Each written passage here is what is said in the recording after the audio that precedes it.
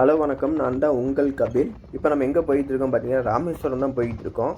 எங்கேருந்து பார்த்தீங்கன்னா, மதுரையிலேருந்து ராமேஸ்வரம் ட்ரெயினில் போயிட்டுருக்கு. அதுவும் பாம்பன் வழியாக கடலை வியூ பார்த்துக்கிட்டே போகிறோம்.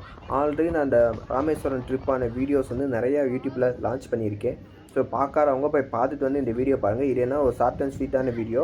எவ்வளோ செலவாச்சு என்ன ஏதுன்றதை இந்த வீடியோ ஃபுல்லாக சொல்ல போகிறேன். இப்போ மதுரையிலேருந்து பார்த்தீங்கன்னா 6:45 ஒரு ட்ரெயின் கிளம்புது ராமேஸ்வரத்துக்கு. அந்த ட்ரெயினை பிடிச்சிங்கன்னா 10:30க்குனா ராமேஸ்வரம் ரீச் ஆகிடலாம். பக்கத்துலேயே வெளியே வந்தீங்கன்னா பஸ் இருக்கும்.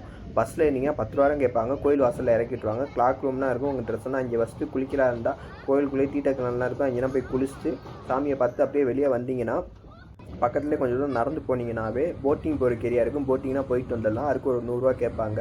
இது எல்லாம் முடிக்கிறதுக்கே உங்களுக்கு அப்படியே ஆயிரும். அப்புறம் பக்கத்தில் எங்கேயாச்சும் ஒரு இடத்த சாப்பிட்ணுன்னு நினச்சிங்கன்னா, நான்வெஜ் சாப்பிட்ணுன்னு நினச்சிங்கன்னா தனுஷ்கோடி போயிருங்க. தனுஷ்கோடிக்கு பார்த்தீங்கன்னா 1000 ரூபா ஆட்டோவில் கேட்பாங்க. பேக்கேஜ் 2 வகையான பேக்கேஜ் வச்சுருக்காங்க.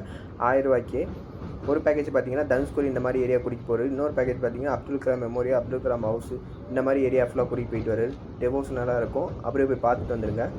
ஸோ அப்படியே பார்த்தீங்கன்னா ராமேஸ்வரத்தில் சாப்பாடுனா முடிச்சுட்டு அப்படியே வியூ பாயிண்ட்னா பார்த்து முடிச்சுட்டு ரிட்டன் பார்த்தீங்கன்னா திரும்ப அதே ட்ரெயின் 6 மணிக்கு கிளம்புது.